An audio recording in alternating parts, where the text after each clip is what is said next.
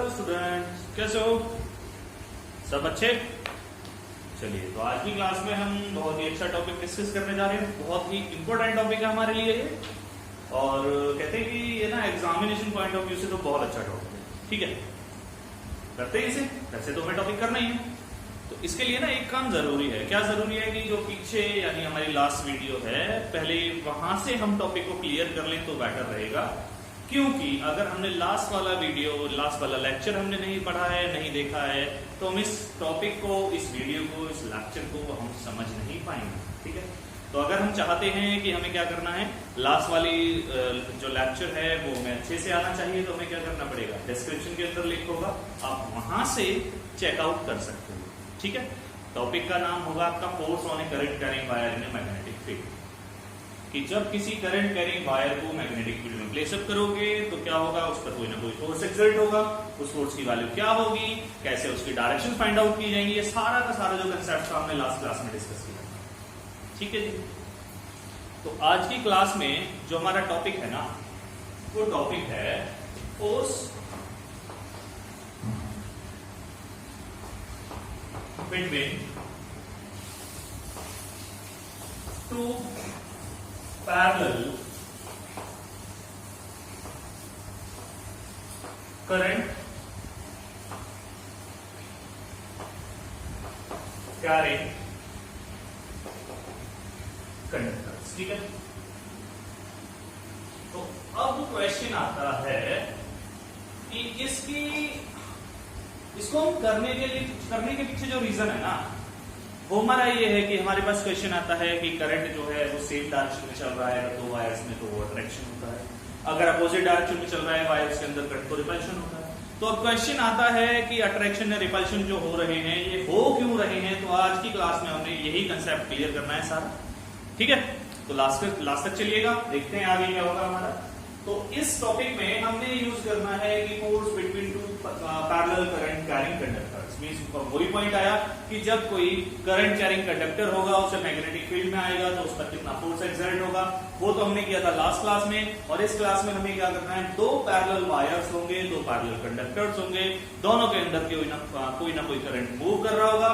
अब उन करंट्स की हेल्प से क्या होगा, वहां पर हमें चेकआउट करना है कि वहां फोर्स ऑफ अट्रैक्शन होगा या फिर फोर्स ऑफ रिपल्शन होगा। ठीक है, ये टॉपिक है हमारा आज का, जो हमने आज की क्लास में डिस्कस करना है। ठीक है, शायद आपको याद होगा, मैंने आपको बताया था कि लास्ट क्लास में हमने पढ़ा था कि जो फोर्स होता है किसी भी करंट कैरिंग कंडक्टर पर, अगर हम फोर्स की बात करने जाते हैं तो F इज इक्वल टू, हमने पढ़ा था ILB साइन थीटा, ये फॉर्मूला था हमारे पास। ठीक है, और यहाँ पर अगर मैं बात करता हूँ थीटा के बारे में, थीटा हमारे पास क्या होता है, एंगल बिटवीन, थीटा होता है angle between L and B। तो L और B के बीच का जो एंगल होगा वो आपका होगा थीटा। ठीक है, तो पहले टॉपिक में आगे जाने से पहले आपको ये पॉइंट क्लियर होना जरूरी है कि जो फोर्स होता है, इस फोर्स की वैल्यू कैसे आती है, कैसे कैलकुलेट होता है, तो ये जरूरी है हमारे लिए पहला। ठीक है जी, तो चलिए देखते हैं आगे, करते हैं टॉपिक को अपने को।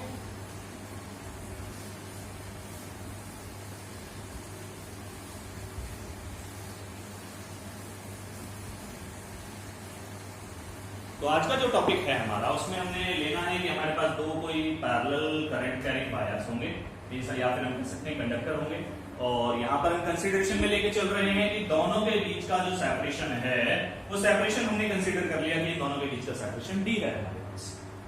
ठीक है, और एक पॉइंट और है कि इन दोनों के पास जो करंट है वो अलग अलग है, तो हम कंसीडर कर लेते हैं इसका जो करंट है वो I1 है, इसका जो करंट है वो I2। और यहाँ पर एक चीज और याद रखनी है आपको कि ये जो दोनों करंट कैरिंग कंडक्टर्स मैंने ले रखे हैं, यहाँ पर देखो, यहाँ पर जो करंट है वो तो मैंने सेम डायरेक्शन में ले रखा है। ठीक है, अगला नेक्स्ट पॉइंट जो होगा मैं आपको बताऊंगा कि अपोजिट डायरेक्शन में होगा तो क्या होगा। अभी हम बात कर रहे हैं सेम डायरेक्शन के बारे में।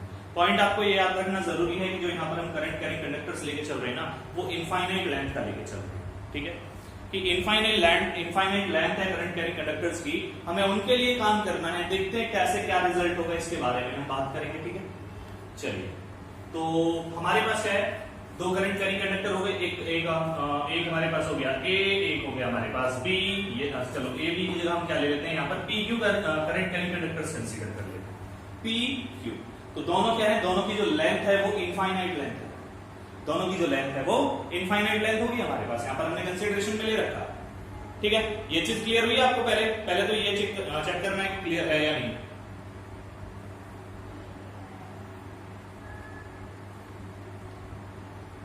तो चलिए फिर मैं आगे बढ़ता हूं, देखते हैं हमारा टॉपिक आगे क्या कहेगा हमसे। तो हमें क्या करना है, हमें फोर्स के बारे में बात करनी है। ठीक है, पहला पॉइंट ये है कि आपको ये चेकआउट करना होगा, क्या करना होगा। यहाँ पर देखो क्या है, हमने ये रखा, ठीक है, मैग्नेटिक फील्ड कहाँ है, मैग्नेटिक फील्ड क्या मिलेगा यहाँ पर। अगर मैं मैग्नेटिक फील्ड फाइंड आउट करने जाता हूं तो ये वाला हमारे पास क्या है, हमने रखा हुआ है कि जो हमारे पास है wire Q is placed in magnetic field of wire P। हमने क्या किया हुआ है, हमने कंसीडरेशन में ले रखा है कि जो वायर Q है ना, वायर Q यानी कि ये वाली वायर जिसके अंदर करंट I2 है, इस वायर को हमने क्या किया हुआ है, मैग्नेटिक फील्ड में रखा हुआ है। किसका मैग्नेटिक फील्ड? जो वायर P है हमारे पास, P वायर का मैग्नेटिक फील्ड कहाँ है, Q वायर जहां रखी हुई है। ठीक है, तो चलिए राइट हैंड याद है, बताया था राइट हैंड रूल हमारे पास क्या था, right hand thumb rule. Right hand thumb rule के अकॉर्डिंग देखो करंट कहां है, ऊपर जा रहा है। मैग्नेटिक फील्ड हम देखते हैं यहाँ क्या आता है, इनवर्ड आता है। तो यहाँ मैग्नेटिक फील्ड क्या होगा, यहाँ पर जो मैग्नेटिक फील्ड होगा हमारा, ये मैग्नेटिक फील्ड होगा इनवर्ड। तो कहने का मतलब है कि जो वायर Q है वो कहाँ रखी हुई है, वो रखी हुई है हमारे पास, कहां पर रखी हुई है, मैग्नेटिक फील्ड में रखी हुई है। पहली वायर यानी P वायर का मैग्नेटिक फील्ड है, और जो मैग्नेटिक फील्ड है वहां पर वो मैग्नेटिक फील्ड क्या है, इनवर्ड है। ठीक है, क्लियर हुआ पॉइंट? तो चलिए अब हमारे पास क्या है, हम कंसिडरेशन ले लें कि F21, यहां पर मैंने नाम यूज किया है F21। F21 आपके पास क्या होगा, F21 हम कंसिडरेशन में लेते हैं कि F21 है force on wire Q due to wire P। ठीक है, वायर Q के ऊपर जो फोर्स लग रहा है वायर P की वजह से। क्यों वायर P की वजह से क्यों है, क्योंकि वायर Q को हमने कहा रखा है, हमने रखा है वायर Q को वायर P के मैग्नेटिक फील्ड के अंदर। ठीक है, जब हम इसको मैग्नेटिक फील्ड वायर P के मैग्नेटिक फील्ड के अंदर रख रहे हैं तो वायर P की वजह से Q पर जो फोर्स लगेगा हमने नाम दिया है उसको F21। Okay, that is force on wire Q due to wire P। Clear हो पॉइंट यहां तक? चलिए अब आगे बढ़ते हैं आगे। तो आपको याद होगा मैंने अभी थोड़ी देर पहले फोर्स के बारे में डिस्कस किया था। फोर्स का फॉर्मूला हमारे पास हुआ करता था, क्या हुआ करता था, I L B sin theta. ये हमारे पास फोर्स का फॉर्मूला हुआ करता था। तो यहां पर हम कंसीडर कर लेते हैं, हमें क्या करना है, वायर Q के अंदर फोर्स निकालना है। तो हम कंसीडर कर लेते हैं कोई यूनिट लेंथ है हमारे पास, और इसकी जो लेंथ है ना वायर की, ये लेंथ हम कंसीडर कर लेते हैं। ठीक है, कोई लेंथ है वायर की कि जिस रीजन के अंदर हमें फोर्स निकालना है। देखो क्यों ऐसा क्यों किया है हमने, ऐसा इसलिए किया है क्योंकि जो वायर है उसकी जो लेंथ है वो क्या है, इनफाइनाइट लेंथ है। ठीक है, तो हमें नहीं पता पूरी की पूरी वायर्स के लिए कहां तक कितना फोर्स अप्लाई होगा। तो हम क्या करते हैं, उसका एक छोटा सा पार्ट कंसीडर कर लेते हैं, ये वाला पार्ट। ठीक है, तो इस वाले पार्ट के लिए हमें क्या करना है, मैग्नेटिक फोर्स फाइंड आउट करना है। ठीक है, क्लियर हुआ ना? तो ये पॉइंट क्लियर हुआ, हमने यहां पर L क्यों यूज किया है। ओके, चलिए तो अब मैं बात करता हूं F21। F21 क्या है, फोर्स ऑन वायर 2।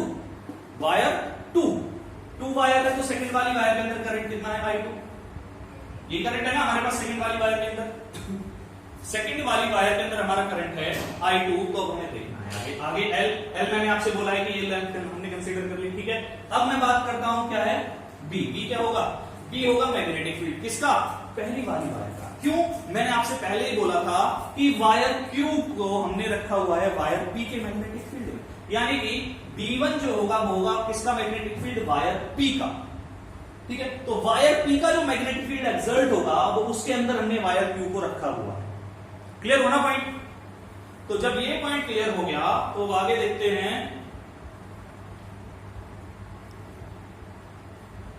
ठीक है, देखते हैं आगे क्या होगा।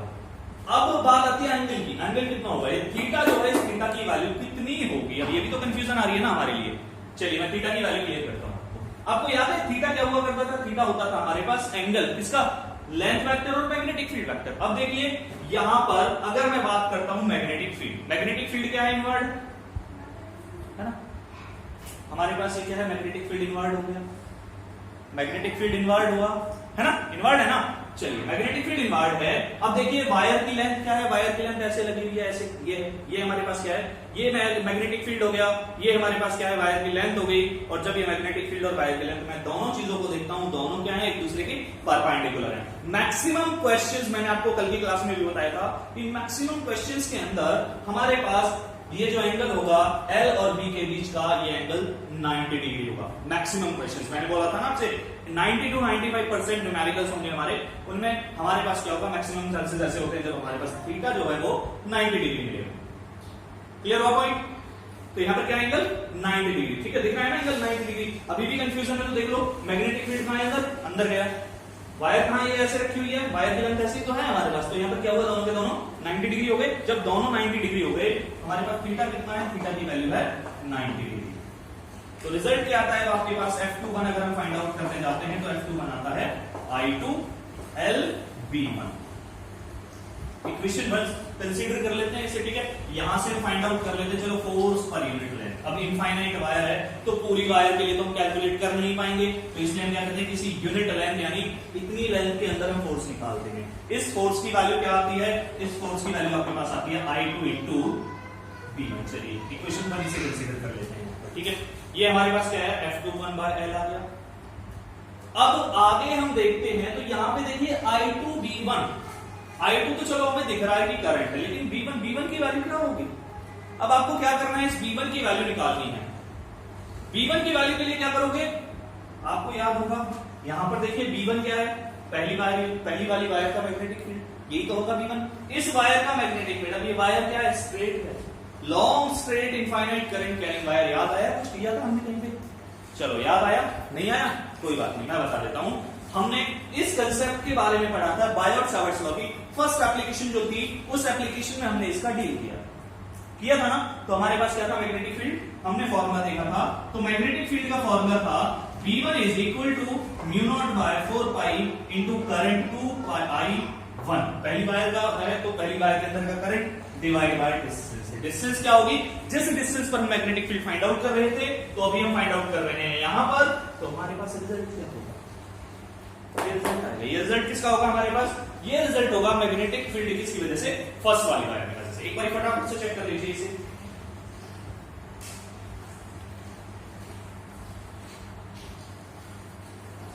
हो गया, चलिए अब मैं आगे बढ़ता हूं। अब यहां से आगे हम जाते तो देखिए इसे हमने कंसीडर कर लिया कि ये हमारे पास फॉर्म होती है इक्वेशन नंबर 2, ठीक है। जब इक्वेशन नंबर 2 हमारी बन चुकी है तो ये हो गया इक्वेशन 2। अब क्या करोगे, इक्वेशन 2 और इक्वेशन 1 दोनों को हम यूज करते हैं, तो रिजल्ट क्या आता है डियर हमारे पास, from equation 1 and 2। First and second equation से रिजल्ट क्या आता है, फर्स्ट एंड सेकंड इक्वेशन से रिजल्ट जो हमारे पास आता है वो आता है F21 divide by L। F21 divide by L, clear रखना, F21 divide by L is equal to क्या आता है, I2 इंटू B1। B1 कितना निकाला हमने, B1 हमने फाइंड आउट किया है mu naught by 4 pi into 2I1 divide by D, ठीक है। क्लियर हुआ ना, ये हमने D को ले रखा था। तो यहां से आपके पास फाइनली आंसर क्या आता है, अब आंसर आता है आपके पास F21 divide by L is equal to mu naught divide by 4 pi into 2I1 I2 divide by D। इसे कंसीडर कर लेते हैं क्वेश्चन नंबर 3। ये क्या आया है, ये अभी हमने फाइंड आउट किया है, फोर्स पर unit length on second wire due to first wire. अभी हमने एक वायर तय किया है, ठीक है। अब हमारे पास क्या है, हमें दोनों वायर्स के लिए करना है। जब दोनों वायर्स के लिए हमें करना है तो दूसरी वायर का भी कंसेप्ट लगाना पड़ेगा। चलिए लगाते हैं जी, दूसरी वायर का भी देखते हैं क्या होता है। तो फटाफट से एक बार पहले इसे नोट कर लीजिए, जल्दी से नोट कर लीजिए।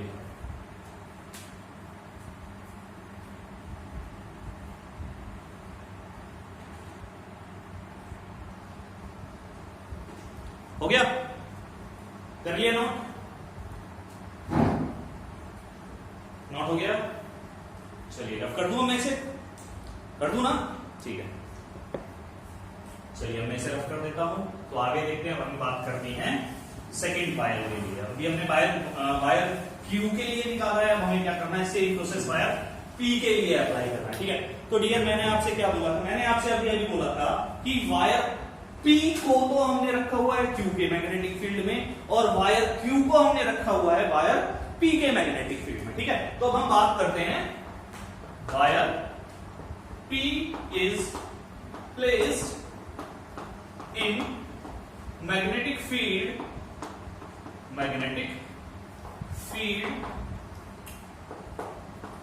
of wire Q, ठीक है। वायर P जो है वो कहां रखी हुई है, हमारी वायर Q के मैग्नेटिक फील्ड में रखी हुई है। तो अब हमें क्या करना है, अब इस वायर का कंसेप्ट करना है। चलो जी करते हैं। तो देखते हैं, पहले तो देखो वायर, मैंने क्या बोला है, वायर Q का मैग्नेटिक फील्ड है कहां, जहां वायर P रखी हुई है, ये बोला है ना आपसे। तो इसी पॉइंट का यूज करना। चलिए देखिए, पहले हम क्या करते हैं, मैग्नेटिक फील्ड की डायरेक्शन फाइंड आउट करेंगे। यहां पर देखिए हमने क्या किया, थंब को रखा कहां पे, in the direction of current, wire इधर है, तो यहां पर देखिए क्या आ रहा है, मैग्नेटिक फील्ड जो है वो हमारा आउटवर्ड आ रहा है। तो यहां पर जो मैग्नेटिक फील्ड है हमारा, वो क्या मिलता है हमें, आउटवर्ड मैग्नेटिक फील्ड है, ठीक है। ये जो मैग्नेटिक फील्ड होगा, जहां वायर P रखी होगी, उस मैग्नेटिक फील्ड की जो हमारे पास डायरेक्शन होगी, वो डायरेक्शन क्या होगी, वो डायरेक्शन होगी आउटवर्ड।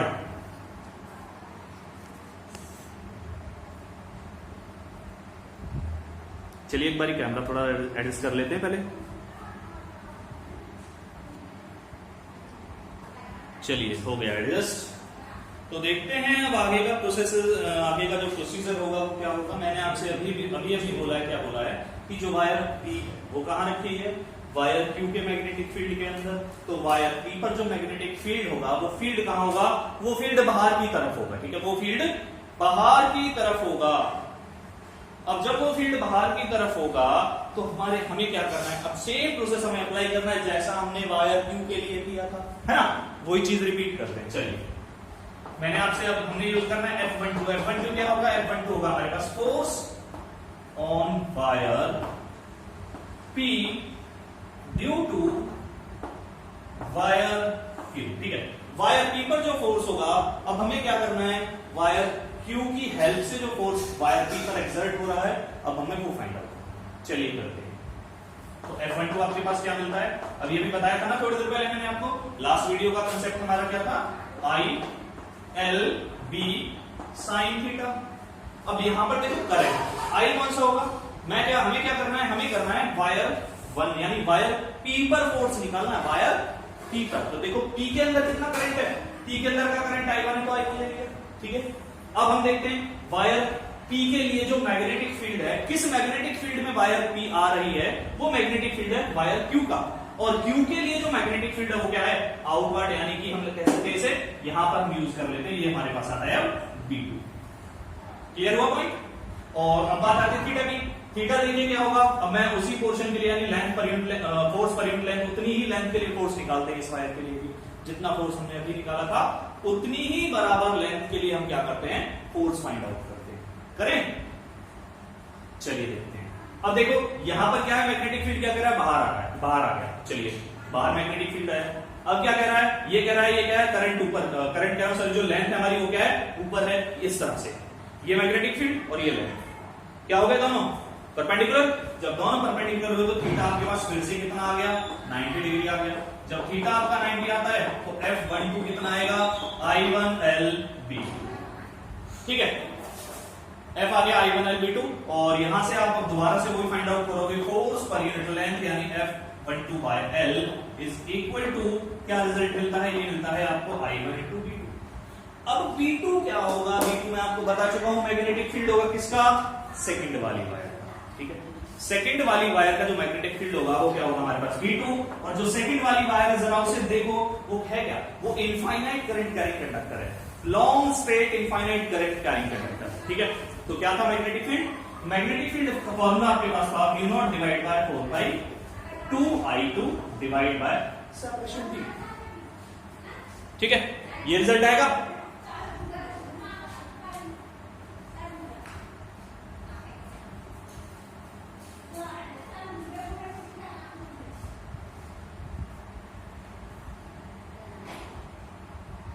तो मैं आपसे बात कर रहा था B2, देखो हमारा B2 आ चुका है।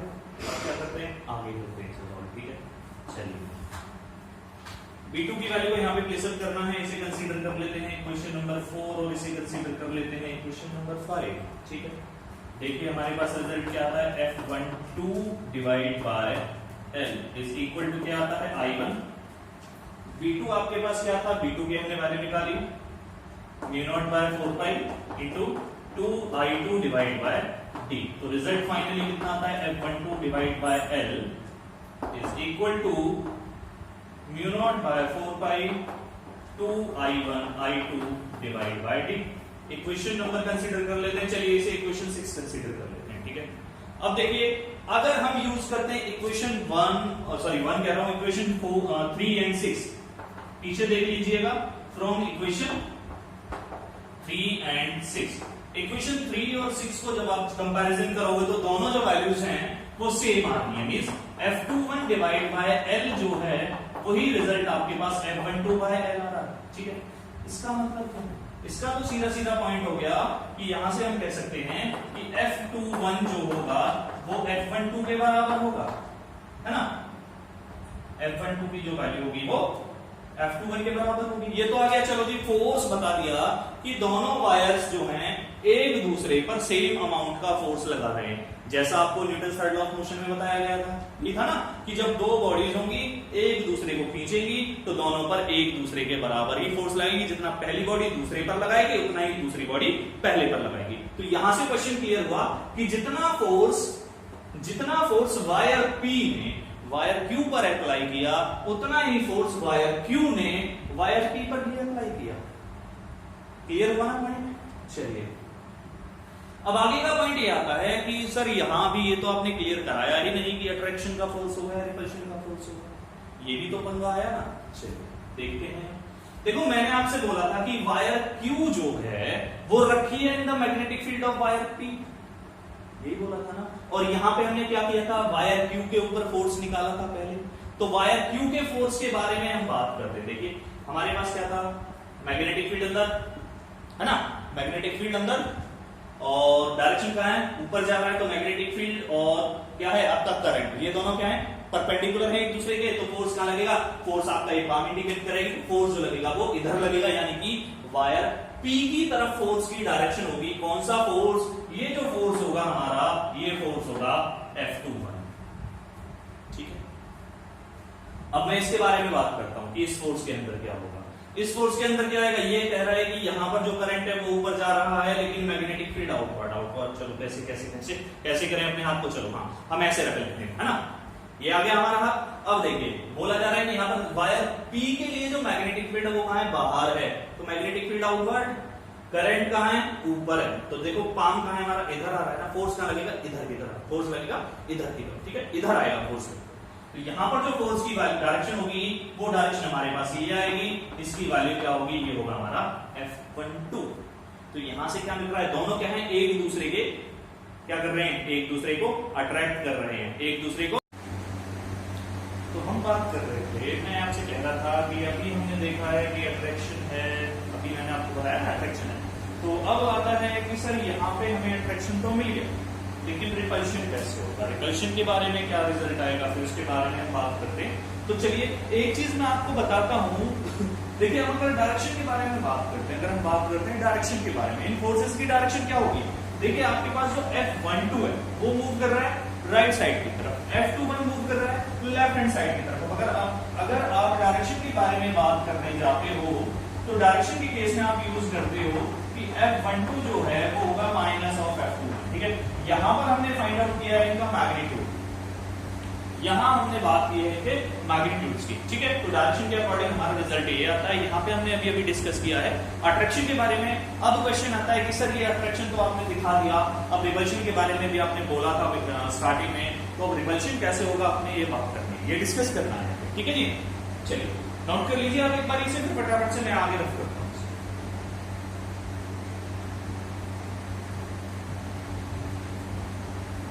हो गया, चलिए रफ कर देता हूं।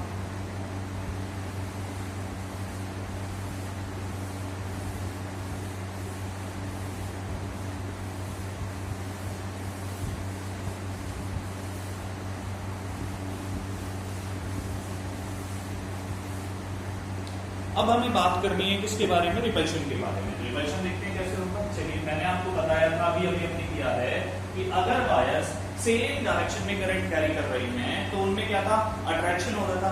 अब हम देखते हैं रिपल्शन होगा, वो रिपल्शन किस केस में होगा, तो रिपल्शन यहाँ पर होगा हमारे पास कब, जब वायर्स जो होगी वो अपोजिट डायरेक्शन में करंट कैरी करके चलेगी। कैसे, जैसे हमने कंसीडर कर लिया इस वायर के अंदर करंट I1 है, ये वायर P हमारे पास, ये वायर Q, और इस वायर के अंदर हमारे पास जो करंट है वो I2, ठीक है, दोनों की करंट्स की जो डायरेक्शन है वो अपवर्ड है। अब हमारे पास वही चीज रिपीट होती है कि वायर Q जो है, वायर Q जो है वो रखी हुई है कहां पे, वायर P के मैग्नेटिक फील्ड के अंदर, ठीक है, wire Q is placed in the magnetic field of wire, wire Q कहां रखी है, वायर P के मैग्नेटिक फील्ड में। और अगर हम बात करते हैं वायर P के बारे में, then we can say wire P is placed in the magnetic field of wire Q। पहला पॉइंट आता है कि जी इसमें जो फोर्स आएगा उस फोर्स की वैल्यू क्या होगी। पहले तो हमारा काम होता है फोर्स की वैल्यू निकालना। देखो क्योंकि सारी कॉन्फ़िगरेशन सेम है, क्योंकि सारी कॉन्फ़िगरेशन सेम है, ओनली डायरेक्शन अलग अलग है, तो जो आपके पास फोर्स का मैग्नीट्यूड होगा वो फोर्स का मैग्नीट्यूड आपके पास सेम आएगा, जैसा आपने अभी अट्रैक्शन के लिए लिखा था कुछ इस तरह से, ठीक है। यहाँ पे हमने लिया था इन दोनों पॉइंट्स के बीच में, ठीक है, ये हमारे पास क्या थी, ये डिस्टेंस हमने कंसीडर कर लिया, यहाँ पर डी सेपरेशन डी हमने कंसीडर कर लिया। ऐसे ही हमने फाइंड आउट किया इसके लिए फाइनाइट वायर मींस हमने इस लेंथ को कंसीडर कर लिया था यहाँ पर, ठीक है, वो तो अलग पॉइंट हो गया। अब अगर मैं बात करता हूँ F21 के लिए, F21 के लिए भी सेम प्रोसेस रिपीट होता है, रिजल्ट बिल्कुल सेम होगा, mu naught by 4 pi 2I1 I2 divide by D into L। ये क्वेश्चन आता है हमारे पास, ठीक है, वो क्लियर। तो यहां से हमारे पास क्या है, यहां से हम कह सकते हैं कि आपके पास F12 और F21 जो होंगे उन दोनों की वैल्यूज क्या होगी, सेम, ठीक है जी। जब इन दोनों की वैल्यू सेम आ रही है तो अभी तो सर कह रहे थे आप कि इनमें रिपल्शन होगा, तो अट्रैक्शन की जो रिजल्ट तो वही आ रहा है जो अट्रैक्शन के लिए आया था। देखो वही रिजल्ट है ना जो हमारे पास अट्रैक्शन में आया था, F12 is equal to F21। तो अब यहाँ पर जो पॉइंट आता है वो ये आता है कि इसमें रिपल्शन हो रहा है, तो हमें रिपल्शन बताना है, रिपल्शन कैसे होगा। चलिए मैं रिपल्शन के बारे में आपसे बात करता हूँ, ठीक है, कैसे होगा रिपल्शन देख लेते हैं। आपके पास क्या था, देखो यहाँ पे क्या है, मैंने बोला है आपसे वायर Q कहाँ रखा हुआ है, इन the magnetic field of wire P। चलिए पहले हम क्या करते हैं, वायर P का मैग्नेटिक फील्ड फाइंड आउट करते हैं। क्या है wire P upside, current upside जा रहा है ना वायर P के अंदर, तो मैग्नेटिक फील्ड कहाँ मिलेगा, इसमें इनवर्ड होगा। तो यहाँ पे हमारे पास क्या हुआ, मैग्नेटिक फील्ड मिला हमें इनवर्ड, ठीक है, पॉइंट क्लियर हुआ। चलिए अब आपको याद होगा राइट हैंड पाम रूल मैंने आपको बताया था, क्या करते हैं कि यहाँ पर हम देखो मैग्नेटिक फील्ड इनवर्ड है, करंट की डायरेक्शन का, करंट की डायरेक्शन डाउनवर्ड है। करंट की डायरेक्शन होती है मतलब जिस डायरेक्शन में पॉजिटिव चार्ज पार्टिकल की मूवमेंट होती है हम उसी डायरेक्शन को करंट की डायरेक्शन कंसीडर कर सकते हैं। यही था ना हमारे पास, तो देखते हैं क्या होता है। अब देखिए आपके पास जो मेन पॉइंट है, आपके पास मैग्नेटिक फील्ड अंदर गया लेकिन क्या है, चार्ज पार्टिकल की मूवमेंट यानी पॉजिटिव चार्ज या फिर करंट जो है वो नीचे जा रहा है, डाउनवर्ड जा रहा है, तो फोर्स की डायरेक्शन क्या लगती है, फोर्स की डायरेक्शन आपके पास ये आती है इस साइड, ठीक है, force will be in that direction. So we can write the direction of force will be like that, this will be F21, ये क्या था, force on wire second due to wire first। Clear हुआ point. चलिए अब मैं आगे बढ़ता हूँ, आगे का पॉइंट क्या था हमारे पास, अब आगे आता है कि सर इसमें अभी तो अपने डायरेक्शंस के बारे में बात कर रहे हैं, मैं तो रिपल्शन बताना था, चलो रिपल्शन जरूरी है डायरेक्शन के लिए। अब इस वायर के लिए मैं बात करता हूँ, ये वाली वायर जो है वो कहाँ रखी है, वायर Q के मैग्नेटिक फील्ड के अंदर रखी हुई है। वायर P मैंने आपसे स्टार्टिंग में बोला था कि वायर P है, कहां पर रखी हुई है, इन the magnetic field of wire Q। तो वायर Q का मैग्नेटिक फील्ड देखते हैं। चलिए इसमें क्या है, करंट देखो कहां जा रहा है, डाउनवर्ड जा रहा है। फिगर कर्व की है, फिगर ना मिले तो इनवर्ड मिले, तो यहाँ पर भी मैग्नेटिक फील्ड जो है वो देखिए क्या मिलता है हमें, दोबारा से मैग्नेटिक फील्ड इनवर्ड मिल रहा है। अब देखिए मैग्नेटिक फील्ड इनवर्ड अंदर गया, चार्ज पार्टिकल की मोशन कहां है, यानी पॉजिटिव चार्ज पार्टिकल, या फिर आप कह सकते हो करंट कहां मूव कर रहा है, अपवर्ड जा रहा है। जब ये अपवर्ड जाएगा तो क्या हुआ आपके पास, देखिए करंट मैग्नेटिक फील्ड, पार्टिकल की मोशन या फिर करंट की डायरेक्शन, और क्या हुआ फोर्स आपके पास ये आता है। तो यहां से आप कहते हो ये क्या आता है आपके पास, ये आपके पास वैल्यू आती है किसकी, F12, ठीक है। तो F21 और F12 दोनों क्लियर हुए ना। तो ये हमारे पास क्या है, डायरेक्शन से हमने देखा कि F12 यानी कि जो दोनों की दोनों वायर्स हैं वो दोनों की दोनों वायर्स क्या कर रही हैं, अब एक दूसरे से दूर जा रही हैं। क्लियर हुआ क्वेश्चन। चलिए फटाफट से इसे नोट कर लीजिए, फिर मैं आगे बढ़ता हूँ, एक इंपॉर्टेंट क्वेश्चन है।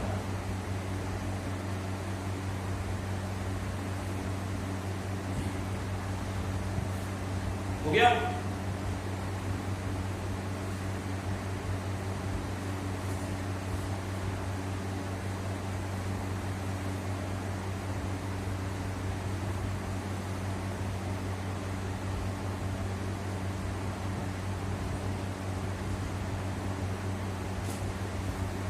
चलिए रफ कर देते हैं इसे, ठीक है।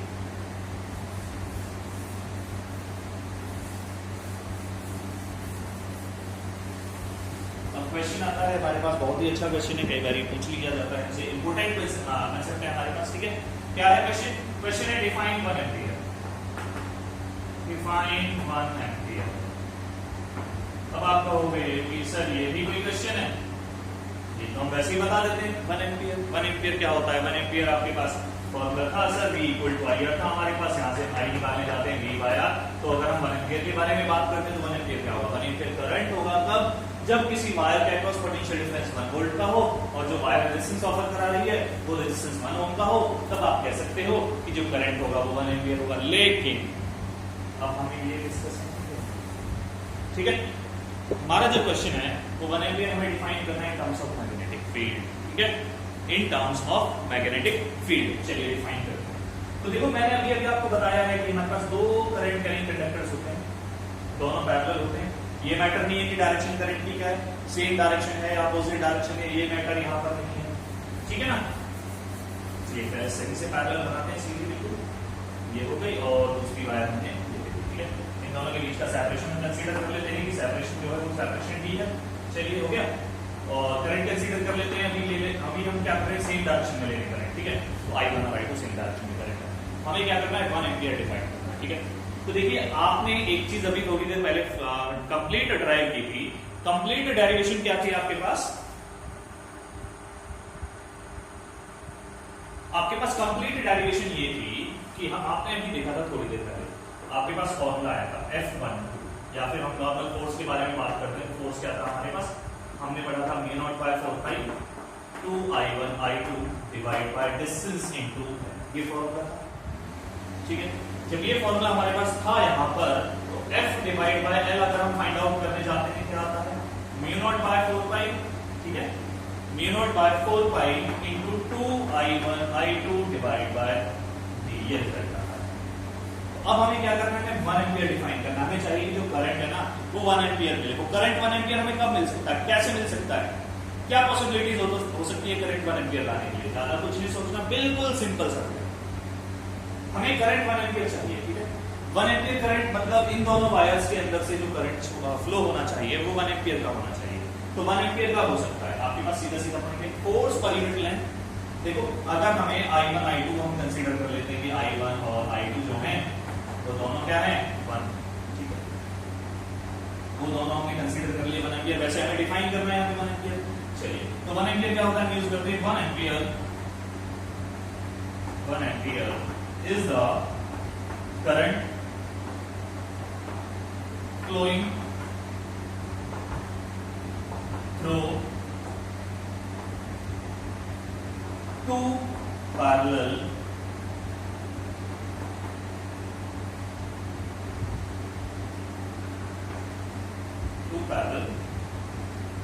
current carrying conductors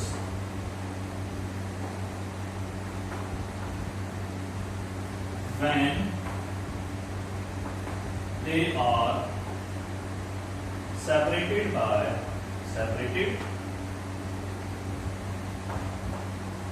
by a distance of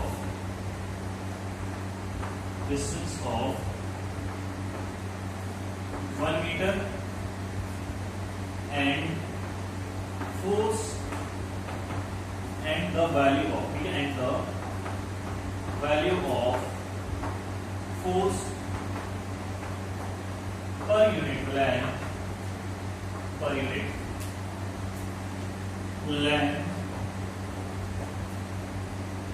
between them is 2 into 10⁻⁷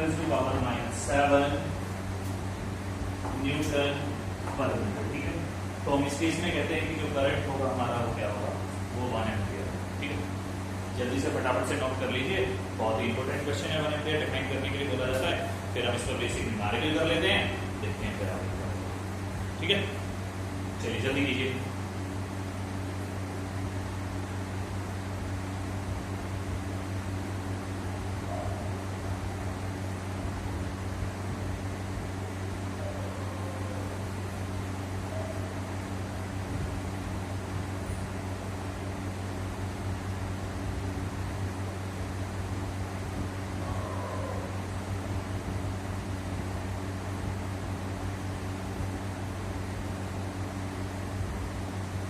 हो गया, चलिए रफ कर देते हैं अभी से।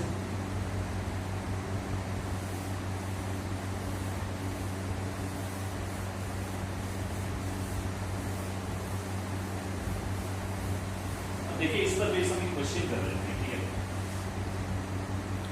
क्वेश्चन हमारे पास कुछ इस तरह से है कि कोई करंट कैरिंग वायर है, ठीक है, कोई करंट कैरी करके चल रही है। हम कंसीडर कर लेते हैं अरेंजमेंट हमारे पास कुछ इस तरह से, जैसे देखिए ये कोई करंट कैरिंग वायर हो गई, ठीक है, ये करंट कैरी करके चलती है, हम कंसीडर कर लेते हैं 25, ठीक है। इस वायर में जो करंट ले रखा है वो हमारे पास है 25 एम्पियर, हो गया।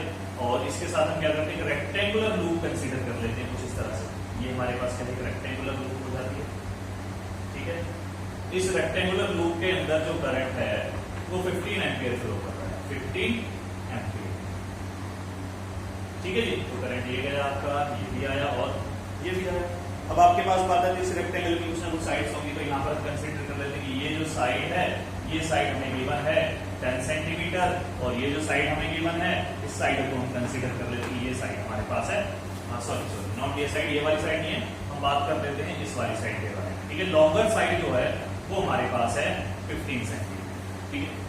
15 ले लेते हैं, चलो कंसीडरेशन में तो लेना है, 15 सेंटीमीटर हमने कंसीडर कर दिया कि हमारे पास जो लॉन्गर साइड है, उस लॉन्गर साइड की जो वैल्यू है वो हमारे पास है 15 सेंटीमीटर, ठीक है। हो गया यहाँ तक, चलिए। अब हमारे पास एक और पॉइंट है कि यहाँ पर ये जो डिस्टेंस है ना इनके बीच की, वो हमारे पास है 2 सेंटीमीटर, ठीक है। क्वेश्चन क्या है, क्वेश्चन हमारे पास कुछ इस तरह से, ये rectangular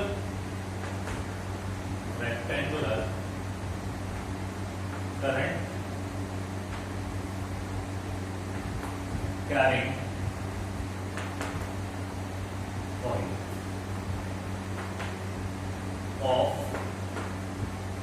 15 into 15 centimeter into 10 centimeter, ठीक है, is placed with its longer side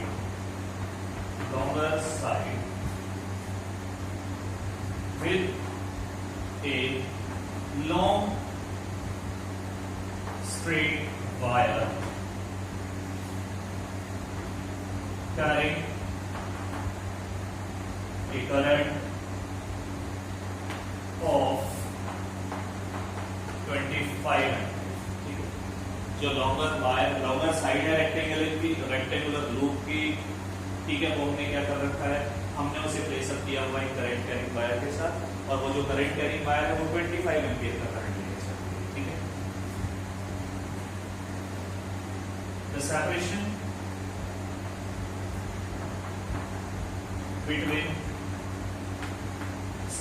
between long wire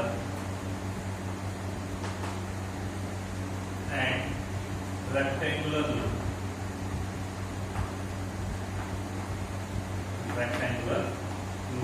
is, consider कर लेते हैं कि हमारे पास जो सेपरेशन है वो सेपरेशन हमें गिवन है कितना,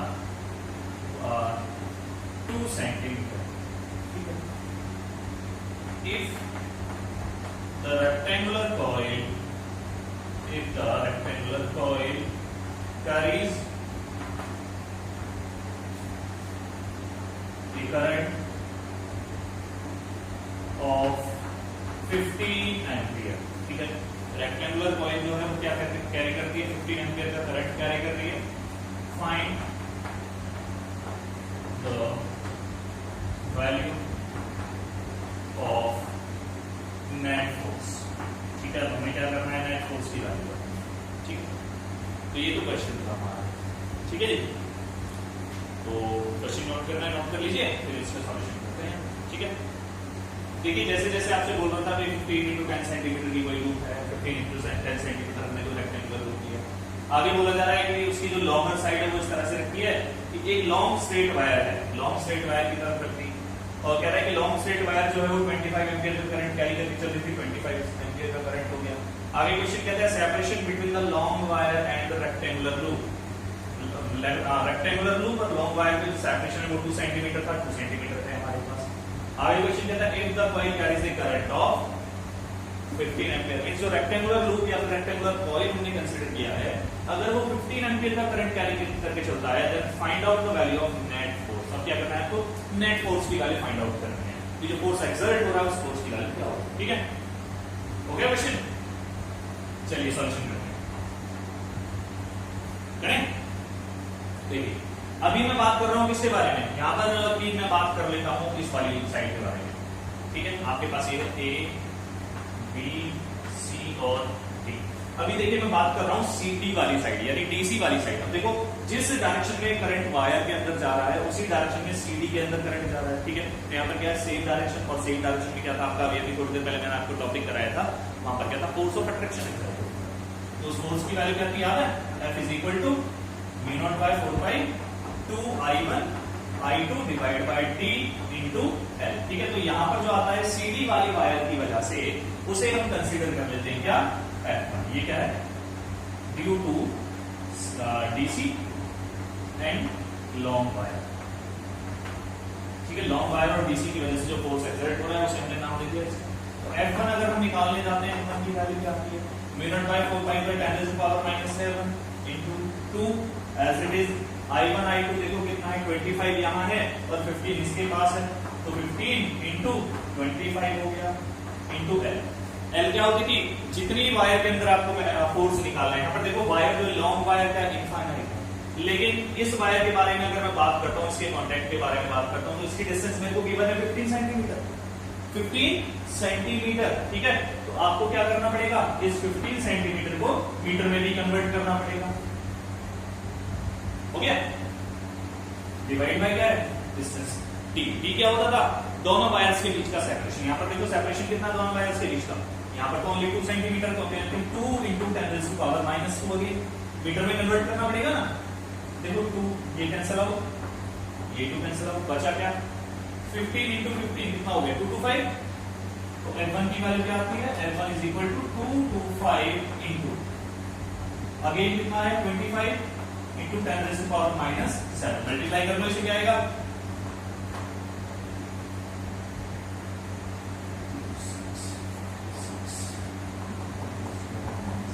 ये रिजल्ट आएगा। ठीक है, फाइनल आंसर हमारा ये होगा। अभी देखना है हमें क्या करना है, देखते हैं। इसे हम अरेंज करके लिख सकते हैं 5.625 इंटू 10 टू पावर -4। ठीक है, ये क्या आया? This will be the force. ठीक है, और इसका नेचर क्या होगा? ये नेचर होगा अट्रैक्टिव। क्यों है? देखो डायरेक्शन क्या है? सेम डायरेक्शन में चल रहा है, और जब डायरेक्शन सेम होती है तो हम क्या कहते हैं? इनमें क्या होता है? करंट कैरिंग कंडक्टर्स में अगर सेम डायरेक्शन में करंट चल रहा है तो हमारे पास आता है कि वहां पर जो होगा फोर्स ऑफ अट्रैक्शन। ठीक है, फटाफट से इसे नोट कीजिए।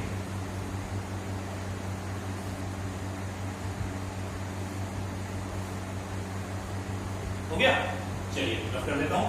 अभी हमें सेकंड के बारे में बात करना, याद रखना। ये हमारे पास वैल्यू आई है F1 की। F1 क्या आया है? F1 हमारे पास आया कि F1 जो है वो क्या है? 5.625 इंटू 10 टू पावर -4 न्यूटन। ठीक है, ये F1 की वैल्यू है, याद रखना इस चीज को। ठीक है ना, इसे याद रखना है। तो देखते हैं आगे क्या है। हमें अब सेकंड के बारे में बात करनी है।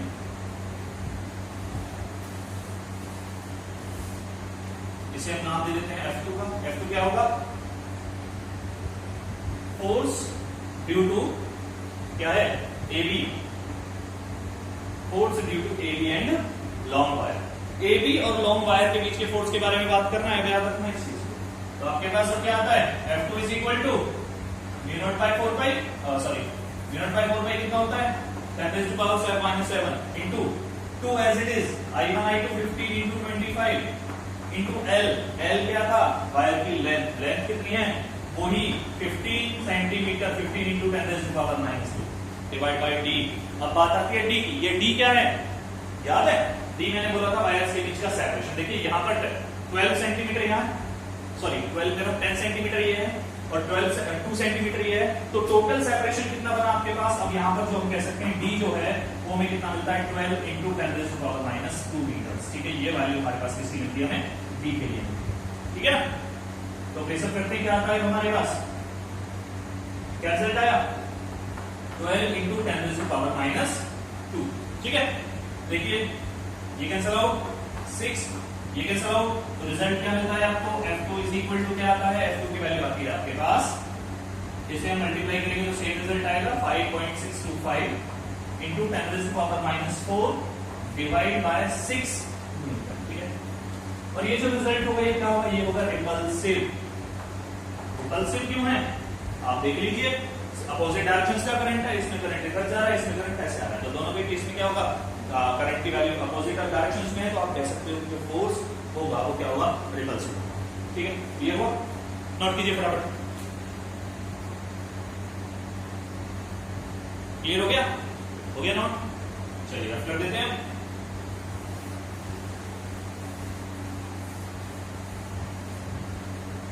अब देखिए आपके पास दो फोर्स आए, एक की वैल्यू आ रही है अट्रैक्टिव, एक की वैल्यू आती है रिपल्सिव, तो आपको क्या करना है? नेट फोर्स निकालना है। नेट फोर्स क्या होगा आपको अच्छे से पता है, नेट फोर्स हम निकालने जाते हैं तो क्या रिजल्ट आता है?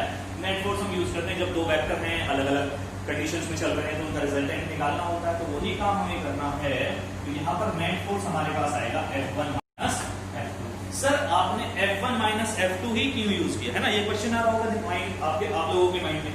तो क्वेश्चन ये है इसका आंसर कि F1 माइनस F2 करने के पीछे जो रीजन है ना, वो रीजन ये है कि हमारे पास F1 वाला जो फोर्स है उसकी मैग्नीट्यूड ज्यादा है और F2 वाले फोर्स जो है उसकी मैग्नीट्यूड कम है हमारे पास। ठीक है जी, तो चलिए हम सॉल्व करते हैं। क्या आता है? F1 कितना है? 5.625 इंटू 10⁻⁻4। F2 कितना है?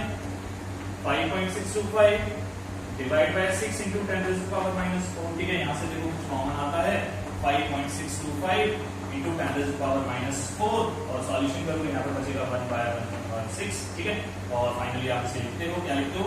5.625 इंटू 10⁻⁻4 और इसे सॉल्यूशन करोगे तो आता है 5/6। ठीक है,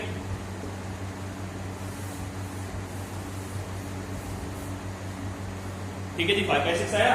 अब जब 5/6 आ चुका है तो इसे क्या करोगे? सॉल्व कर लो final. F is equal to क्या आता है आपके पास? 5/6 आप डिवाइड करोगे कितना आएगा? ये आएगा पास आपके पास 0.8 के आसपास। ठीक है, 0.83, तो हम ले लेते हैं 0.8 ले लेते हैं अप्रोक्सीमेट। ठीक है, 10⁻⁻4 इंटू 0.8, चलो मल्टीप्लाई कर दो, कितना आएगा?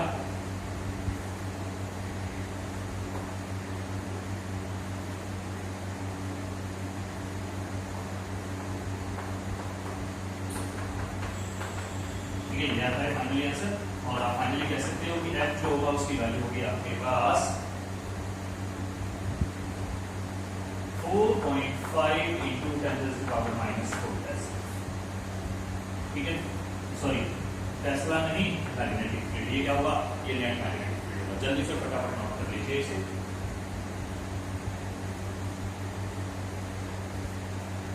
हो गया?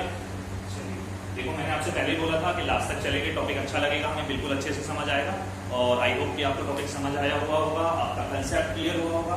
ठीक है, और आपका अगर कोई डाउट रहता है तो कमेंट बॉक्स में कमेंट करके अपना डाउट आप क्लियर कर सकते हो। और क्या करना है, अगर वीडियो अच्छा लगा हो तो लाइक शेयर एंड सब्सक्राइब। ठीक है, मिलते हैं नेक्स्ट वीडियो में। Okay dear, bye bye.